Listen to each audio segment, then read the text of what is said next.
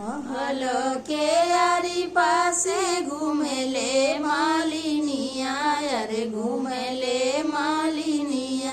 अरे केलिया गजला हमारा रे लालना, अरे केलिया गजला हमारा रे लालना। महल के आरी पासे घूमेले मालिनिया, अरे घूमेले मालिनिया। अरे केलिया गजला हमारा रे लालना, अरे केलिया गजला हमारा रे लालना। घर में से निकल इतनी वचन जब सुनेला दूल्हा दुलरू, सुनेला दूल्हा दुलरू। अरे हमले बगजला तोहार रे लालना, अरे हमले बगजला तोहार रे लालना। इतनी वचन जब सुनेला दूल्हा दुलरू, सुनेला दूल्हा दुलरू।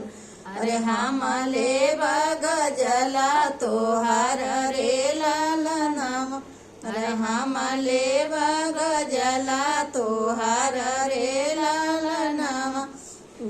गजला पहिने रे दूल्हा दुलरू, अरे दूल्हा दुलरू।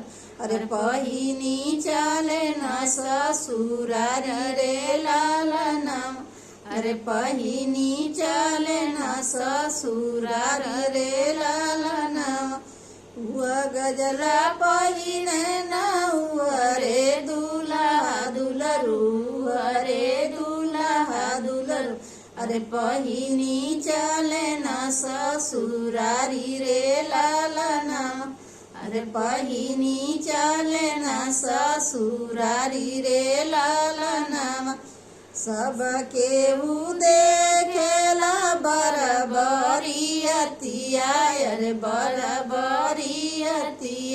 अरे सासु नीरे खेली दामाद रे लालना, अरे सासु नीरे खेली दामाद रे लालना।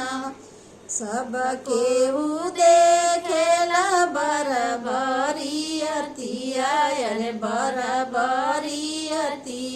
अरे सासु नीरे खेली दामाद रे लालना, अरे सासु नीरे खेली दामाद रे लालना। महलो के आरी पासे घूमेले मालिनिया, अरे घूमेले मालिनिया। अरे केलिया गजला हमारा रे लालना, अरे केलिया गजला हमारा रे लालना। इतनी वचन जब सुनेला दूल्हा दुलरू, सुनेला दूल्हा दुलरू। अरे हमले बगजला तोहार रे लालना, अरे हमले बगजला तोहार रे लालना। गजला पहिने रे दूल्हा दुलरू, अरे दूल्हा दुलरू। अरे पहिरी चले न ससुरारी रे लालना, अरे पहिरी चले न ससुरार रे लालना। सब केहू देखेला बरबरियतिया, अरे बरबरियतिया।